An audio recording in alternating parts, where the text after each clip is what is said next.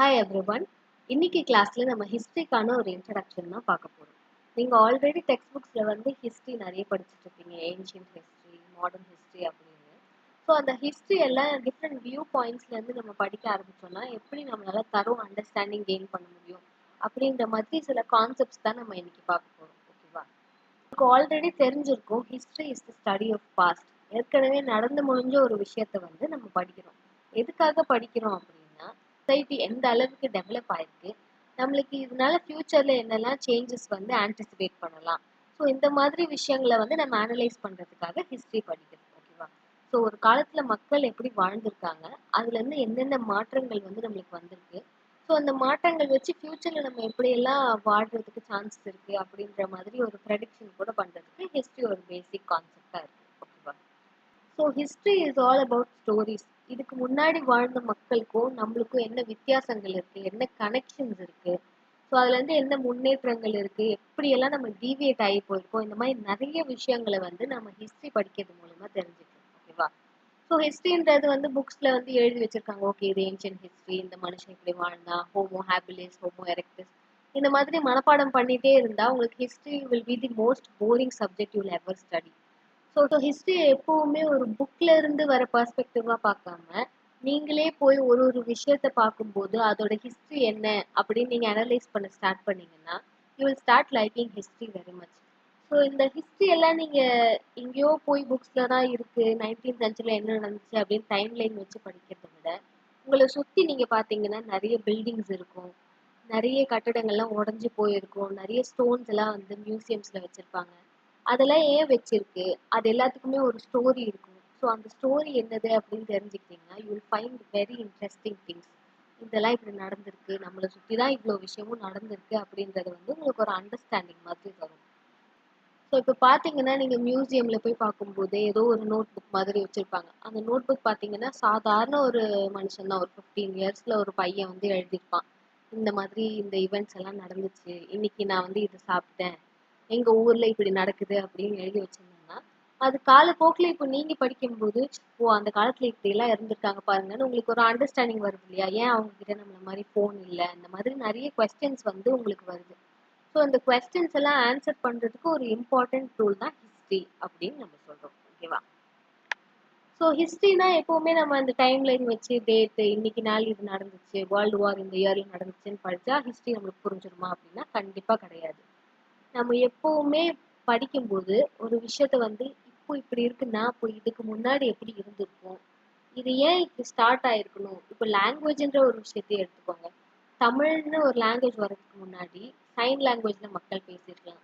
அந்த சைன் லாங்குவேஜ்ல இருந்து நிறைய வேர்ட்ஸ் எல்லாம் ஃபார்ம் பண்ணி தான் இப்போ ஒரு லாங்குவேஜா வந்து நம்ம ஃபுல்லா டிரான்ஸ்ஃபார்ம் ஆயிருக்கோம். இந்த லாங்குவேஜ்லயே வந்து நம்ம இடத்துல ஒரு மாதிரி பேசுவோம், வேற ஸ்டேட்ல போனா தமிழ் வந்து வேற மாதிரி பேசுவாங்க, இந்த மலேசியா மாதிரி வேற கண்ட்ரிஸ்க்கு போனா தமிழ் அப்படியே வேற மாதிரி பேசுவாங்க.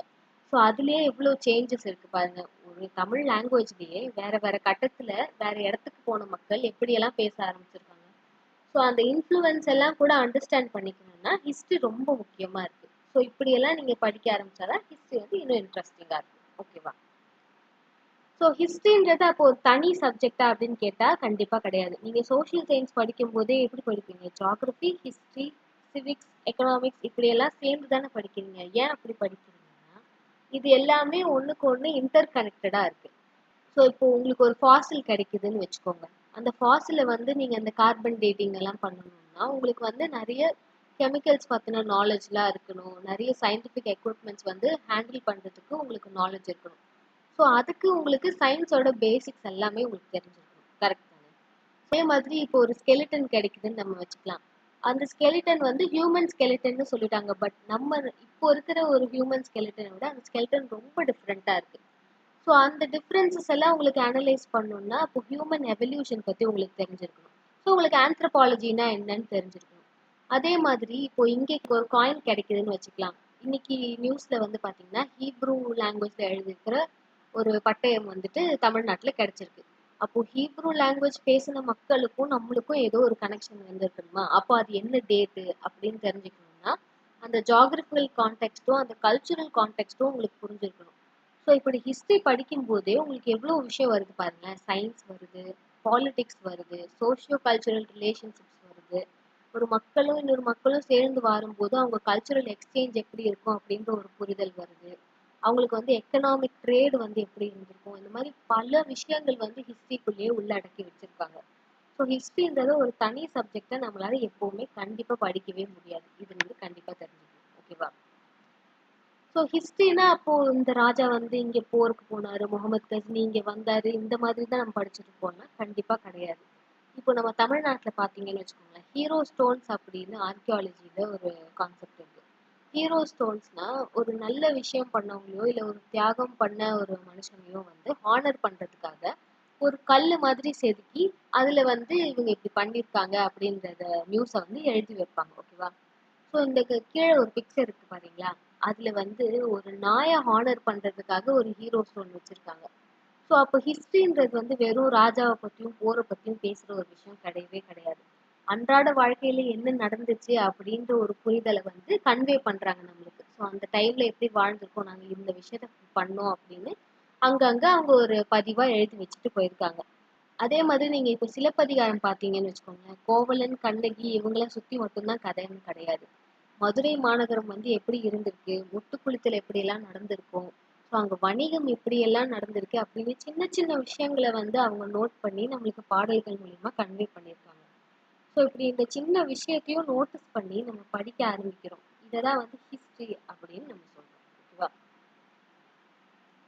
ஸோ இந்த ஹிஸ்டரிக்கு வந்து ஒரு முக்கியமான ஆதாரமா வந்து நம்ம இப்போ ஒரு விஷுவல் ட்ரீட்னே சொல்லலாம். இந்த மாதிரி குட்டி குட்டி ஸ்கல்ப்சர்ஸ் எல்லாம் எங்க நம்மளை சுத்தி பார்த்தாலும் எல்லா இடத்துலயும் இருக்கு. ஸோ இந்த பழைய காலத்துல வரைஞ்ச ஸ்கல்ப்சர்ஸ் எல்லாமே வந்து ஒரு ஹிஸ்டாரிக்கல் இவெண்ட்டை வந்து அப்படியே குறிக்கிற விதமா தான் அவங்க வரைஞ்சி வச்சிருக்காங்க. So it's basically a 3D representation மாதிரி. பெயிண்டிங் பண்ணோம்னா அது வந்து 2D ரெப்ரசன்டேஷன் சொல்றோம். இந்த விஷயம் ஒண்ணு நடந்திருக்கு அப்படின்றது வந்து கல்லுல அப்படியே தத்ரூபமா செதுக்கி நம்மளுக்கு வெளிப்படுத்துறாங்க. அதுதான் வந்து ஸ்கல்ப்டிங் அப்படின்னு நம்ம சொல்றோம். ஓகேவா? ஸோ இந்த ஸ்கல்ப்டிங் வந்து எப்பவுமே வந்து உண்மையான ஈவெண்ட்ஸை மட்டும்தான் டெபிக் பண்ணணும்னு அவசியம் இல்லை. ஸோ இப்போ நம்ம வந்து டிராயிங் எல்லாம் பண்ணும்போது பார்த்தீங்கன்னா, நம்ம 2 மலை வரைவோம். மலைக்கு கீழ வந்து வீடு வரைவோம். இப்ப நம்ம வீடெல்லாம் அப்படியா இருக்கு? இல்ல இல்லையா? ஸோ அந்த மாதிரி அவங்களும் வந்து சில எலிமெண்ட்ஸ் எல்லாம் அவங்க திங்க் பண்ணி அவங்க இமேஜினேஷன் மூலியமா கொண்டு வந்திருப்பாங்க. ஸோ அந்த அப்ஸ்ட்ராக்ட் கான்செப்ட்ஸையும் நம்மளோட ரியல் ஈவெண்ட்ஸையும் பிரிச்சு பார்க்கறதுக்கு ஒரு நாலேஜ் வந்து கிளியரா இருக்கணும்னா அதுக்கு நம்ம ஹிஸ்ட்ரி படிக்கணும். ஓகேவா? ஸோ இப்போ பேசிக்கா என்ன சொல்றாங்கன்னா, ஸ்கல்ப்சர்ஸ்ன்றது வந்து தே கன்வே எமோஷன்ஸ். அந்த டைம்ல வந்து என்ன நடந்திருக்கும் அப்படின்ற ஒரு எமோஷனை கேப்சர் பண்ணி அவங்க வந்து அதை பதிவு செஞ்சிருக்காங்க.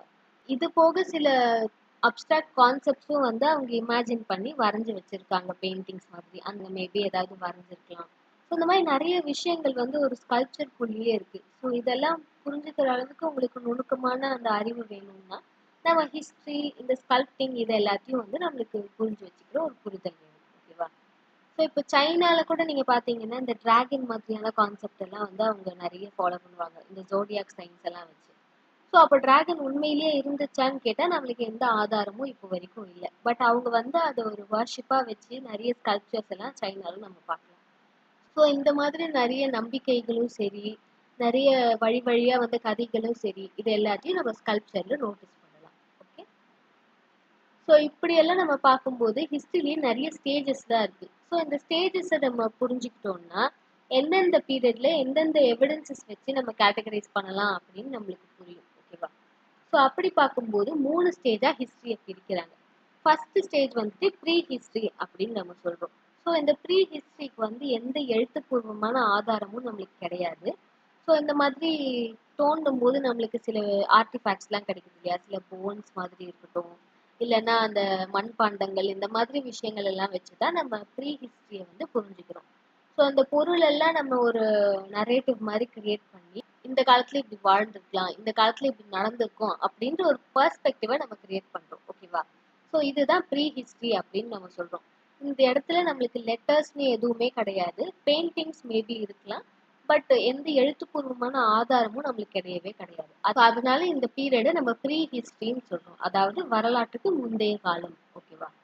புரோட்டோ ஹிஸ்டரி அப்படின்னா அந்த காலத்துல எழுதின மக்கள் வந்து ஏதோ சிம்பிள்ஸ் வச்சு எழுத ஸ்டார்ட் பண்ணியிருக்காங்க. இது ஆல்பபெட்ஸோட ஒரு ஸ்டார்டிங் பாயிண்ட்னு நம்ம வச்சுக்கலாம். ஸோ இந்த சிம்பிள்ஸ் எல்லாமே வந்து ஏதோ ஒரு விஷயத்த நம்மளுக்கு குறிக்குது. ஆனா அத புரிஞ்சுக்கிற அளவுக்கு நம்மளுக்கு இன்னும் கெப்பாசிட்டி இல்ல. ஸோ அவங்க ஏதோ ஒரு விஷயத்த குறிக்கிறதுக்காக அங்கங்க அந்த கம்யூனிகேஷன் சிம்பிள்ஸ் எல்லாம் கன்வே பண்ணியிருக்காங்க. இத தான் வந்து நம்ம புரோட்டோ ஹிஸ்டரி அப்படின்னு சொல்றோம். ஓகேவா? நெக்ஸ்ட் வர்ற ஸ்டேஜ்ல வந்து லெட்டர்ஸ் எல்லாம் வந்து நல்ல தெளிவா எழுத ஸ்டார்ட் பண்றாங்க. இந்த பீரியட தான் நம்ம ஹிஸ்டரி அப்படின்னு சொல்றோம். ஸோ அந்த ஹிஸ்டரியில பாத்தீங்கன்னா உங்களுக்கு எழுத்துப்பூர்வமான ஆதாரம் இருக்கு. அன்றாட வாழ்க்கையில என்னெல்லாம் நடந்துச்சு அப்படின்றத வந்து அவங்க தெளிவா எழுதி வச்சிருக்காங்க. இதெல்லாம் படிச்சு புரிஞ்சுதான் நம்ம ஹிஸ்டரின்ற ஒரு கான்செப்டை கொண்டு வரும். ஓகேவா? ஸோ இந்த 3 ஸ்டேஜ் நீங்க பாத்தீங்கல்ல, வரலாற்றுக்கு முந்தைய காலம்னு ப்ரீ ஹிஸ்டரியை சொல்றோம். அப்புறம் புரோட்டோ ஹிஸ்டரின்றதுல சிம்பிள் யூஸ் பண்றாங்க. ஹிஸ்டரி அப்படின்ற போது நம்மளுக்கு எழுத்துப்பூர்வமான ஆதாரம் எல்லாமே இருக்கு. அதை வச்சுதான் நம்ம வந்து ஹிஸ்டரியை புரிஞ்சுக்கிறோம். ஓகே, ஸோ இதுதான் 3 ஸ்டேஜஸ் ஆஃப் ஹிஸ்டரி. ஸோ இந்த ஹிஸ்டரி அப்படின்னு நம்ம சொல்றோம் இல்லையா, இது எல்லாமே நம்மளை சுத்தி தான் இருக்கு. ஆனா இதை வந்து கண்டுபிடிக்கிற அளவுக்கோ இல்ல ப்ரொடெக்ட் பண்ற அளவுக்கோ நம்மளுக்கு சரியான நாலேஜ் கிடையாது. ஸோ இந்த ஹிஸ்டரியோட வேல்யூவை புரிஞ்சுக்கிட்டு ப்ரிசர்வ் பண்ணணும்னா அதுக்குன்னு ஸ்பெஷலான கவர்மெண்ட் பாடிஸ் வேணும் இல்லையா. ஸோ அந்த கவர்மெண்ட் பாடிஸ் என்னெல்லாம் அப்படின்றத வந்து நம்ம இப்போ ஒரு ஸ்லைட்ல பார்க்கலாம். ஓகேவா? ஸோ ஃபர்ஸ்ட் வேர்ல்டு வைட் வந்து ஹிஸ்டரியை ப்ரொடெக்ட் பண்றதுக்காக ஒரு ஆர்கனைசேஷன் வந்து கொண்டு வராங்க. அந்த ஆர்கனைசேஷனை நம்ம யுனெஸ்கோ அப்படின்னு சொல்றோம். United Nations education scientific and cultural organisation. ஓகேவா? ஸோ இந்த யுனெஸ்கோ பேசிக்லி என்ன பண்ணும்னா ஹியூமன் சிவிலைசேஷனுக்கே வந்து இம்பார்ட்டண்டா இருக்கிற சில மானுமெண்ட்ஸ் எல்லாத்தையும் வந்து இவங்க ப்ரிசர்வ் பண்ணுவாங்க. அதை வந்து மெயின்டைனும் பண்ணுவாங்க. ஓகேவா? ஸோ இப்படி இருக்கிற மானுமெண்ட்ஸ்க்கு எல்லாம் வந்து இவங்க ரெகுலரா ஃபண்டிங் கொடுத்து அதுக்கான இம்ப்ரூவ்மெண்ட் பண்றது, இல்லைன்னா மக்கள் வந்து அதை விசிட் பண்றதுக்கு தேவையான வசதிகள்லாம் செஞ்சு தர்றது, இந்த மாதிரியான விஷயங்களையும் வந்து யுனெஸ்கோ பண்ணுவாங்க. ஓகேவா? ஸோ இது பேசிக்லி இவங்களோட ஜாப் என்னன்னா கல்ச்சுரல் அண்ட் ஹெரிட்டேஜ் சைட்ஸ் எல்லாத்தையும் ப்ரொடெக்ட் பண்றது தான். இப்போ ஒரு எக்ஸாம்பிளுக்கு நம்ம ஊர்ல பாத்தீங்கன்னா மகாபலிபுரம்ல வந்து குடைவரை கோயில்கள்னு நிறைய இருக்கு. அப்புறம் ஷோர் டெம்பிள்னு இருக்கு. இந்த மாதிரி சைட்ஸ் எல்லாத்தையும் வந்து யுனெஸ்கோ ப்ரொடெக்ட் பண்ணுது நம்ம ஊர்ல. ஓகேவா? ஸோ யுனெஸ்கோ சைட்டா வந்து ஒரு இடத்த ரெக்கக்னைஸ் பண்றாங்கன்னா அந்த இடத்துக்கு வந்து ஒரு ஸ்பெஷல் ஃபீச்சர் இருக்கு. அது என்னன்னு பாத்தீங்கன்னா இப்போ வார் வந்து நம்ம ஊர்ல நடக்குதுன்னு ஒரு ஹைப்போதெட்டிக்கலா நீங்க நினைச்சுக்கோங்க. அப்படி நடக்கும் பட்சத்துல இந்த யுனெஸ்கோ சைட்ஸ் எதையுமே டச் பண்ணக்கூடாது அப்படின்றது வந்து யூஎன்ல ஒரு ரெசல்யூஷனா பாஸ் பண்ணியிருக்காங்க. ஸோ அப்படி பார்க்கும்போது நம்ம ஊர்ல ஒரு வார் நடக்குதுன்னா கண்டிப்பா மகாபலிபுரம் இடத்த வந்து அவங்க டிஸ்ட்ராய் பண்ணக்கூடாது அப்படின்றது வந்து ஒரு லா மாதிரி பாஸ் பண்ணியிருக்காங்க. இதை யுனைடெட் நேஷன்ஸ்ல இருக்கிற எந்த மெம்பர்ஸுமே மீறக்கூடாது. ஓகேவா? ஸோ அது வந்து ஒரு ஸ்பெஷல் ஃபீச்சரா நம்ம இந்த யுனெஸ்கோ சைட்ஸ்க்கு வச்சிருக்கோம். நெக்ஸ்ட் இந்தியால முக்கியமான மானுமெண்ட்ஸை வந்து ப்ரொடெக்ட் பண்றதுக்காக ஒரு ஆர்கனைசேஷன் இருக்கு. அந்த ஆர்கனைசேஷன் பேர் பாத்தீங்கன்னா archaeological survey of India, ASI அப்படின்னு நம்ம சொல்லுவோம். ஓகேவா? ஸோ இவங்களோட முக்கியமான வேலையே என்னதுன்னா இந்தியால இருக்கிற முக்கியமான மானுமெண்ட்ஸ் எல்லாத்தையும் ப்ரொடெக்ட் பண்ணி ப்ரிசர்வ் பண்ணி, இப்போ ஒரு மானுமெண்ட் வந்து ரொம்ப பழசா இருக்கு, அது வந்து அழிவை நோக்கி போயிட்டு இருக்கு அப்படின்னா வந்து அதோட காரணங்கள் என்னென்ன அப்படின்னு ரிசர்ச் பண்ணி அதை வந்து பத்திரமா ப்ரொடெக்ட் பண்ணுவாங்க. இதுதான் ஏஎஸ்ஐயோட வேலை. ஓகேவா? ஸோ இதை வந்து எப்படி பண்றாங்கன்னா ஒரு ஒரு ஸ்டேட்டுக்கும் ஒரு ஒரு ஆர்கியாலஜி டிபார்ட்மெண்ட் இருக்கும். அது போக இந்தியன் ஹிஸ்டரியை வந்து சொல்ற விதமா சில முக்கியமான மானுமெண்ட்ஸ் எல்லாம் இருக்கும். அந்த ஹிஸ்டாரிக் மானுமெண்ட்ஸ் எல்லாத்தையும் வந்து இவங்க ப்ரொடெக்ட் பண்றாங்க. இதுதான் ஆர்கியலாஜிக்கல் சர்வே ஆஃப் இந்தியாவோட வேலை. அது போக இப்போ இண்டஸ் வேலி சிவிலைசேஷன் மாதிரி ஒரு பெரிய இடத்துல வந்து ரிசர்ச் பண்றாங்க, ஒரு புது சிவிலைசேஷன் கண்டுபிடிக்கிறாங்கன்னா அதோட எவிடன்சஸ் எல்லாம் கேதர் பண்ணி ரிசர்ச் பண்ணி அதோட ஃபைண்டிங்ஸ் எல்லாம் வந்து வெளியே கொண்டு வர்றது வந்து இந்த ஆர்கியலாஜிக்கல் சர்வே ஆஃப் இந்தியாவோட ஒரு முக்கியமான வேலை. ஓகேவா? ஸோ இந்தியன் ஹிஸ்டரியை வந்து உலகத்துல இருக்கிற எல்லா மக்களுக்கும் வந்து கொண்டு போய் சேர்க்கணும் அப்படின்றது தான் இந்த ஆர்கியலாஜிக்கல் சர்வே ஆஃப் இந்தியாவோட மெயின் மோட்டோவா வச்சிருக்காங்க. ஓகே, நெக்ஸ்ட் தமிழ்நாட்டில் பார்த்தீங்கன்னா Tamil Nadu state department of archaeology அப்படின்னு ஒரு டிபார்ட்மெண்ட் இருக்கு. இவங்களோட மெயின் வேலை என்னன்னா எபிகிராஃபி அப்படின்னு ஒரு விஷயம் பண்றாங்க. எபிகிராஃபின்னா அந்த காலத்துல வந்து கல்லுல எழுதி வச்சுட்டு போயிருக்காங்க இல்லையா, இந்த செதுக்கி வச்ச விஷயம் எல்லாத்தையுமே அவங்க ஃபர்ஸ்ட் கண்டுபிடிச்ச உடனே ரெக்கார்ட் பண்ணி வச்சுக்கிறாங்க. ஸோ நாளை பின்ன இது வந்து ஏதாவது ஒரு காரணத்தினால அழிஞ்சு போனா கூட இது வந்து டாக்குமெண்டடா இந்த தமிழ்நாடு ஸ்டேட் டிபார்ட்மெண்ட்ல நம்ம கிட்ட இருக்கும். இதே வந்து அவங்க பிரிண்ட் பண்ணி பப்ளிஷும் பண்றாங்க. இந்த கண்டுபிடிச்ச எல்லா விஷயத்தையும் வந்து மியூசியம் மாதிரி செட்டப் பண்ணி அங்கேயே டிஸ்பிளேக்கும் வைக்கிறாங்க. இப்போ நீங்க கீழடி பார்த்தீங்கன்னா அந்த இடத்துல எக்ஸ்கவேஷன் பண்ணி தரோவா ரிசர்ச் எல்லாம் ஸ்டார்ட் பண்ணி அந்த இடத்துலயே மியூசியம் மாதிரி அமைச்சிருக்காங்க. ஸோ இந்த மாதிரி வேலைகள் எல்லாத்தையும் வந்து Tamil Nadu state department of archaeology பண்ணிட்டு இருக்காங்க. ஸோ ஸோ இப்படி எவ்வளவோ ஆர்கனைசேஷன்ஸ் வந்துட்டு ஒன்னா சிங்க்ல வேலை செஞ்சு ஹியூமன் சிவிலைசேஷனுக்கு இம்பார்ட்டண்ட்டான நிறைய ஹிஸ்டரியை வந்து ஃபியூச்சர் ஜென்ரேஷன்ஸ்க்கு கொண்டு போய் சேர்க்கணும் அப்படின்றத மெயின் மோட்டோவா வச்சிருக்காங்க. இந்த ஹிஸ்டரியை வந்து நம்ம எப்படி எல்லாம் எஃபெக்டிவா புரிஞ்சுக்கலாம் அப்படின்றதுக்கு வந்து சில பேசிக் எலிமெண்ட்ஸ் எல்லாம் இருக்கு. அந்த எலிமெண்ட்ஸ்லாம் என்ன அப்படின்றத நம்ம இப்போ பார்க்கலாம். ஓகேவா? ஸோ ஃபர்ஸ்ட் பார்த்தீங்கன்னா பெர்ஸ்பெக்டிவ். பெர்ஸ்பெக்டிவ்னா ஒன்றும் இல்லை, உங்களுக்கு தெரிகிற ஒரு விஷயம் வந்து எனக்கு வேற மாதிரி தெரியலாம். ஸோ அந்த கண்ணோட்டம் வந்து ஒருத்தருக்கும் எப்படி டிஃப்ரெண்ட்டாக இருக்கு, அதனால ஹிஸ்டரியை வந்து நீங்களோ இல்லை நானோ வந்து எப்படி வேற வேற மாதிரி புரிஞ்சுக்கிறோம் அப்படின்றது தான் பெர்ஸ்பெக்டிவ் அப்படின்னு சொல்றோம். ஓகேவா? ஸோ இப்போ ஒரு எக்ஸாம்பிளுக்கு நான் சொல்லணும்னா, இந்த இந்தியாவில் வந்து இண்டிபெண்டன்ஸ் நடக்கிறப்போ எஜுகேட்டட் பீப்புள்னு இருந்தாங்க இல்லையா, ஸோ அவங்களெல்லாம் வந்துட்டு மாடரேட்ஸ் அப்படின்னு நம்ம சொல்றோம். மாதிரி இப்போ ஆப்போசிட் சைட்ல பாத்தீங்கன்னா எக்ஸ்ட்ரீமிஸ்ட் அப்படின்னு ஒரு குரூப் பீப்புள் இருக்காங்க. நம்ம நாட்டுல வந்து இவங்க ட்ரேட் பண்றேன்னு வந்தாங்க, ஆனா இப்போ நம்ம இந்த நிலைமையில இருக்கோம், நம்மளுக்கு இப்பவே சுதந்திரம் வேணும் அப்படின்னு வந்து ஒரு சுதந்திர வேட்கையோட வேலை பார்த்தவங்கள எக்ஸ்ட்ரீமிஸ்ட் அப்படின்னு நம்ம சொல்றோம். ஸோ இவங்க ரெண்டு பேருக்குமே அல்டிமேட்லி தேவையா இருந்த ஒரு விஷயம் என்னன்னு பாத்தீங்கன்னா ஃப்ரீடம் தான். ஆனா அதை வந்து எப்படி வாங்கணும் அப்படின்றதுல வந்து அவங்களுக்கு வேற வேற டிஃபரன்சஸ் இருந்துச்சு. இந்த டிஃபரன்சஸை தான் நம்ம பெர்ஸ்பெக்டிவ் அப்படின்னு சொல்றோம். ஸோ உங்களுக்கு வந்து சரின்னு படுற ஒரு விஷயம் வந்து இன்னொருத்தருக்கு தப்பா படலாம். அதே மாதிரி நீங்க ஒரு விஷயத்த வந்து ஒரு மாதிரி பண்ணணும்னு நினைப்பீங்க, அது வந்து வேற ஒரு மாதிரி மக்கள் புரிஞ்சுக்கலாம். இததான் வந்து ஹிஸ்டரியில பெர்ஸ்பெக்டிவ் அப்படின்னு நம்ம சொல்றோம். இதுதான் நான் உங்களுக்கு ஒரு எக்ஸாம்பிளா சொன்னேன். இந்த மாடரேட் அண்ட் எக்ஸ்ட்ரீமிஸ்ட் வந்து இந்தியா ஃப்ரீடம் மூவ்மெண்ட்டுக்கு வேற வேற மாதிரி எப்படி ஒர்க் பண்ணி அதனால எப்படி நம்மளுக்கு சுதந்திரம் கிடைச்சது அப்படின்னு நம்ம ஹிஸ்டரியை புரிஞ்சுக்கலாம். இதை வந்துட்டு இப்போ இந்த காலத்துல இருக்கிற ஹிஸ்டாரியன்ஸ் வந்து வேற வியூ பாயிண்ட்ஸ்ல இருந்து படிக்கலாம். மாடரேட்ஸ்னாலதான் வந்து நம்மளுக்கு சுதந்திரம் கிடைச்சது, இல்ல எக்ஸ்ட்ரீமிஸ்ட்னாலதான் நம்மளுக்கு வந்து சீக்கிரமா சுதந்திரம் கிடைச்சது அப்படின்ற மாதிரி வேற வேற கண்ணோட்டத்துல இருந்து பாக்குறாங்க. ஓகேவா?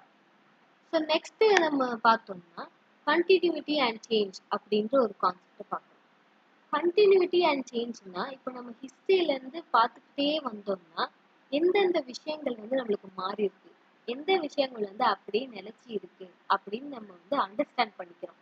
அதை தான் வந்து கண்டினியூட்டி அண்ட் சேஞ்ச் அப்படின்னு நம்ம சொல்றோம். ஓகேவா? ஸோ இப்போ ஒரு சிம்பிளா நான் உங்களுக்கு புரிய வைக்கிறதுக்காக ஒரு கதை சொல்றேன். இப்போ நீங்க வந்து சின்ன வயசுல இருக்கும்போது உங்க அம்மா வந்து உங்களுக்கு சாப்பாடு ஊட்டியிருப்பாங்க இல்லையா, அப்ப வந்து காட்டுக்குள்ள இருந்திருப்பாங்க, இப்போ வந்து நீங்க அப்பார்ட்மெண்ட்குள்ள இருக்கீங்க. ஸோ ஆனா சாப்பாடு ஊட்டுறதுன்ற விஷயம் வந்து மாறவே இல்லைல்ல. ஸோ அந்த காட்டுல இருந்து நம்ம வீட்டுக்கு வந்து மாறினது தான் வந்து சேஞ்ச் அப்படின்னு சொல்றோம். ஆனா உங்களுக்கு சாப்பாடு ஊட்டணும் அப்படின்ற அந்த இன்ஸ்டிங்க்ட் வந்து உங்க அம்மாக்கு இன்னும் மாறல இல்லையா. ஸோ அதை தான் வந்து நம்ம கண்டினியூட்டி அப்படின்னு சொல்றோம். So basically continuity and change அப்படின்றது வந்து நம்ம ஒரு சொசைட்டியா எப்படி எவால்வ் ஆயிருக்கோம், அதுல வந்து என்னென்ன விஷயங்கள் மாறாம இருக்கு, என்னெல்லாம் வந்து காலப்போக்கில் மாற்றம் அடைஞ்சிருக்கு அப்படின்றத புரிஞ்சுக்கிறது தான் கண்டினியூட்டி அண்ட் சேஞ்ச் அப்படின்னு நம்ம சொல்றோம்.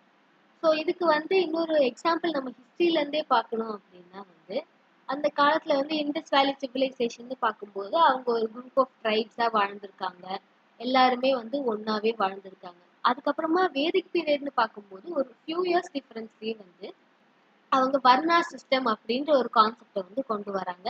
அங்க இருந்து பாகுபாடு எல்லாம் ஸ்டார்ட் ஆகுது. ஸோ இப்படி பாருங்க, கொஞ்சம் வருஷத்துலயே வந்து ஹிஸ்டரியில எவ்வளவு டிஃபரன்சஸ் வந்து நம்மளால நோட்டீஸ் பண்ண முடியுது. ஸோ அந்த கண்டினியூட்டி அண்ட் சேஞ்ச் வந்து நம்ம நோட்டீஸ் பண்ண ஸ்டார்ட் பண்ணோம்னா எப்படி ஹிஸ்டரியில வந்து ஒரு சொசைட்டி எவால்வ் ஆகுது அப்படின்னு நம்மளுக்கு இன்னும் கிளியரா புரிஞ்சுக்கணும். ஓகேவா? நெக்ஸ்ட் பாத்தீங்கன்னா காஸ் அண்ட் எஃபெக்ட். இப்போ ஒரு விஷயம் வந்து நடக்குதுன்னா அது வந்து இதனாலதான் நடந்திருக்கும் அப்படின்னு நம்ம ஒரு அசம்ஷன் வந்து கிரியேட் பண்றோம். அந்த அசம்ஷனுக்கு பேர் தான் காஸ் அண்ட் எஃபெக்ட் அப்படின்னு சொல்றோம். இப்போ உங்களுக்கு புரியுற மாதிரி சொல்லணும்னா, இண்டஸ் வேலி சிவிலைசேஷன் இருந்துச்சு இல்லையா, அதுக்கப்புறம் வந்து வேதிக் ஏஜ் அப்படின்னு ஒரு பீரியட் இருந்துச்சு. இந்த டைம்ல வந்து அயர்ன் யூஸ் பண்ண ஸ்டார்ட் பண்ணாங்க. ஸோ அயர்ன் வந்து யூஸ் பண்ணும்போது அவங்க என்ன பண்ணாங்கன்னா காட்டை எல்லாத்தையும் அழிச்சிட்டு அந்த இடத்துல வந்து அக்ரிகல்ச்சர் பண்ண ஸ்டார்ட் பண்ணாங்க. இதே டைம்ல பேரலா அவங்க என்ன பண்ணிருக்காங்கன்னா வேதாஸ் அப்படின்ற புக்ஸை வந்து எழுத ஆரம்பிச்சிருக்காங்க. ஸோ இதுக்கப்புறம் நீங்க பாத்தீங்கன்னா அவங்க வேற வேற கிங்டம்ஸா வந்து பிரிய ஸ்டார்ட் பண்றாங்க, மக்கள் எல்லாம் வேற வேற கூட்டமாவும் பிரிய ஸ்டார்ட் பண்றாங்க. இந்த டைம்ல தான் நம்மளுக்கு வந்து வர்ணா சிஸ்டம்னு வந்து சொசைட்டிலேயே டிஃப்ரெண்ட் பிரிவினை வருது.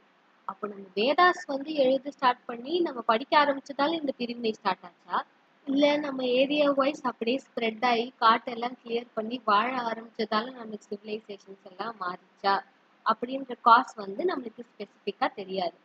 ஸோ இப்படி வந்து ஒரு இவெண்ட்னால தான் இன்னொரு இவெண்ட் நடந்திருக்கும் அப்படின்ற ஒரு லென்ஸ்ல இருந்து நம்ம படிக்கிறது தான் காஸ் அண்ட் எஃபெக்ட் அப்படின்னு சொல்றோம். ஸோ இப்படி ஒரு விஷயம் நடக்குதுன்னா அதுக்கு வந்து கான்சிக்வன்ஸ்னு ஒரு ரியாக்ஷன் இருக்கு. ஓகேவா?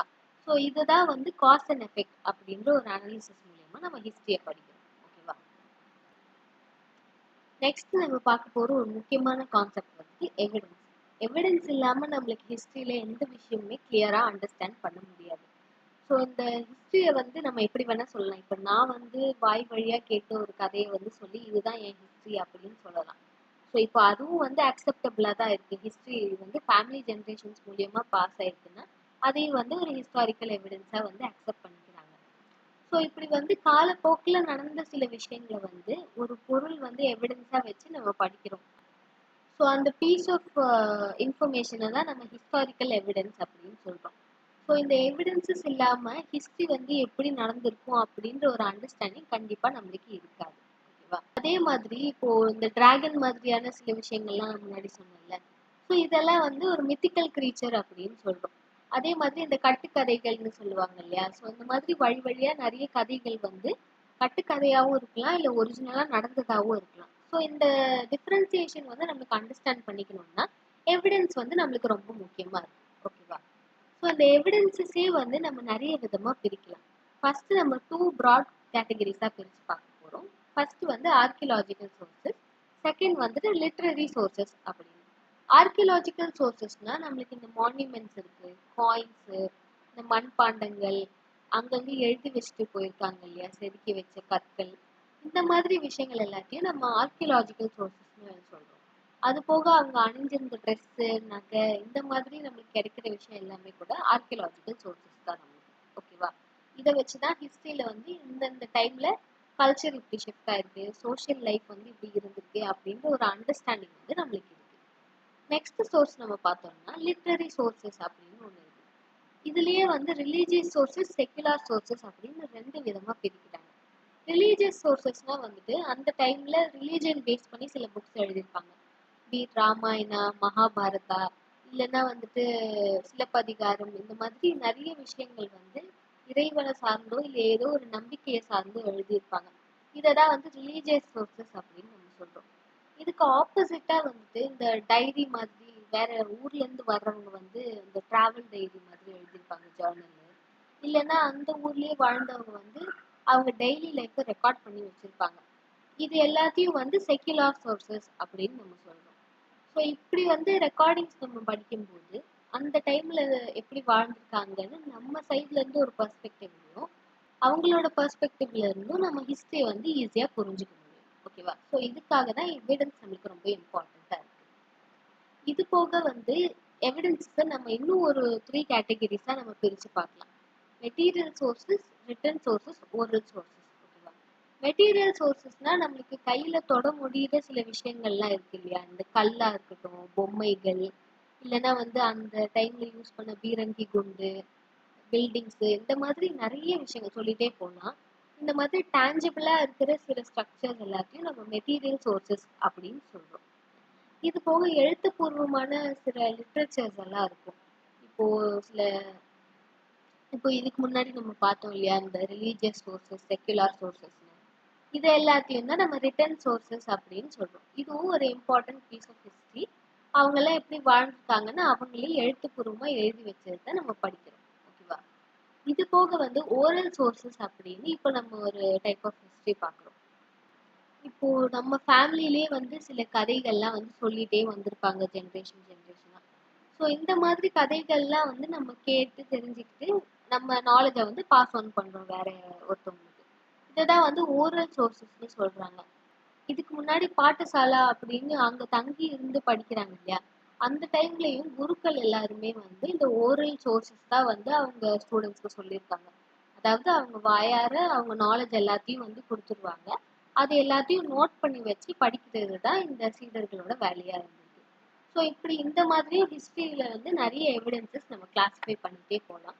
பட் இம்பார்ட்டண்டா இந்த கிளாசிஃபிகேஷன் புரிஞ்சுக்கிட்டாலே நம்ம ஹிஸ்டரியை வந்து ஈஸியா புரிஞ்சுக்கலாம். நெக்ஸ்ட் வந்து சிக்னிஃபிகன்ஸ் அப்படின்னு ஒரு கான்செப்ட் இருக்கு. ஸோ இப்போ உலகத்துல வந்து நிறைய விஷயங்கள் வந்து சைமல்டேனியஸா நடந்துகிட்டே தான் இருக்கு. பட் அதுல வந்து சிக்னிஃபிகண்டா சில விஷயங்கள் எடுத்துதான் இப்போ நம்ம நியூஸ்ன்னு பாக்குறோம் இல்லையா. அதே மாதிரி இதுக்கு முன்னாடி வந்து நிறைய விஷயங்கள் வந்து நடந்துட்டே இருந்திருக்கலாம்.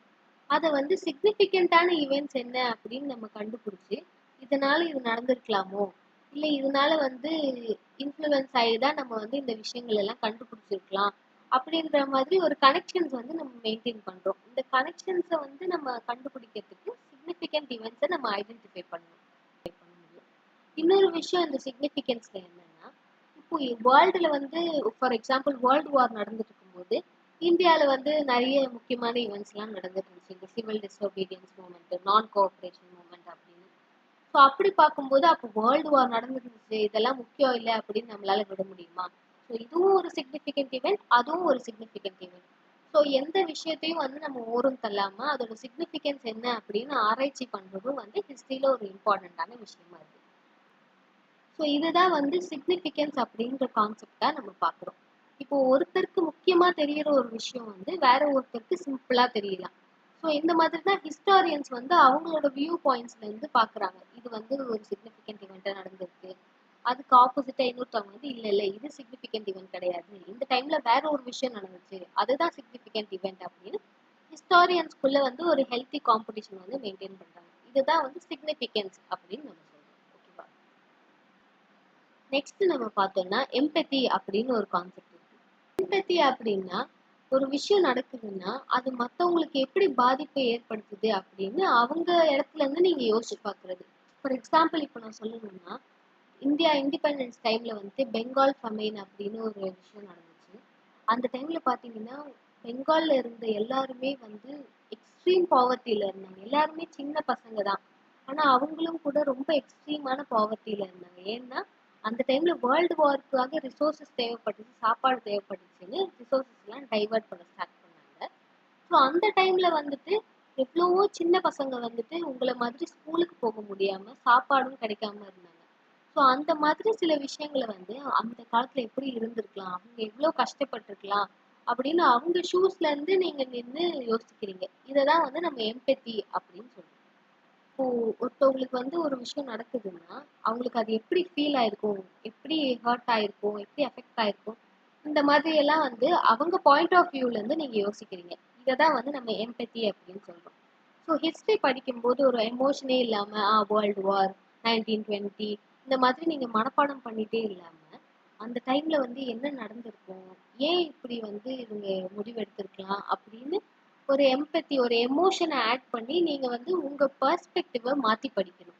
இப்போ அந்த டைம்ல வந்து வேர்ல்டு வார் நடக்கும்போது நிறைய உங்களை மாதிரி ஒரு வயசுல இருக்கிற பசங்க எல்லாருமே வாருக்கு போயிட்டு இருந்திருக்காங்க. ஸோ அப்போ வந்து அவங்களுக்கு என்ன மாதிரி கஷ்டங்கள் இருந்திருக்கும் அப்படின்ற ஒரு கோணத்துல இருந்து நீங்க யோசிக்கணும். இததான் வந்து எம்பத்தி அப்படின்னு சொல்றோம். Pudding your self in other shoes. ஓகேவா? இதுதான் பேசிக்கலி நம்ம எம்பத்தி அப்படின்னு சொல்றோம். இப்படி படிக்கும்போது உங்களுக்கு வந்து நிறைய பெர்ஸ்பெக்டிவ்ஸ், நிறைய விஷயங்கள் வந்து உங்களுக்கு வேற மாதிரி புரிய ஸ்டார்ட் ஆகும். உங்களுக்கு வந்து ஒரு டீப்பர் அண்டர்ஸ்டாண்டிங் வந்து நீங்க கெயின் பண்ணுவீங்க மெமரைஸ் பண்றதை விட்டுட்டு. இதனாலதான் எம்பத்தி அப்படின்ற ஒரு கான்செப்ட் வந்து ஹிஸ்டரியில முக்கியமா பாக்குறாங்க. ஸோ இதெல்லாம் தான் வந்து ஹிஸ்ட்ரி எப்படி படிக்கலாம் அப்படின்றதுக்கான சில ஐடியாஸை நான் உங்களுக்கு சொல்லியிருக்கேன். ஸோ இப்படியெல்லாம் நீங்கள் படிக்க ஆரம்பிச்சிங்கன்னா ஹிஸ்ட்ரியை இனிமேல் மெமரைஸ் பண்ணாமல் ஒரு இவெண்ட் நடக்கும்போது அதுக்கு பேரலாக நடக்கிற ஈவெண்ட்ஸ் வந்து எதனால் நடந்திருக்கலாம், இது மூலியமாக தான் இது நடந்துச்சா அப்படின்னு நீங்களே வந்து ரிசர்ச் பண்ணி படிக்க ஸ்டார்ட் பண்ணணும். அதனால தான் இந்த கான்செப்ட்ஸ் எல்லாம் நான் உங்களுக்கு சொல்லியிருக்கேன். இன்னைக்கு கிளாஸ் உங்களுக்கு புரிஞ்சிருக்கும்னு நினைக்கிறேன். நம்ம நெக்ஸ்ட் கிளாஸில் மீட் பண்ணுவோம். தேங்க்யூ.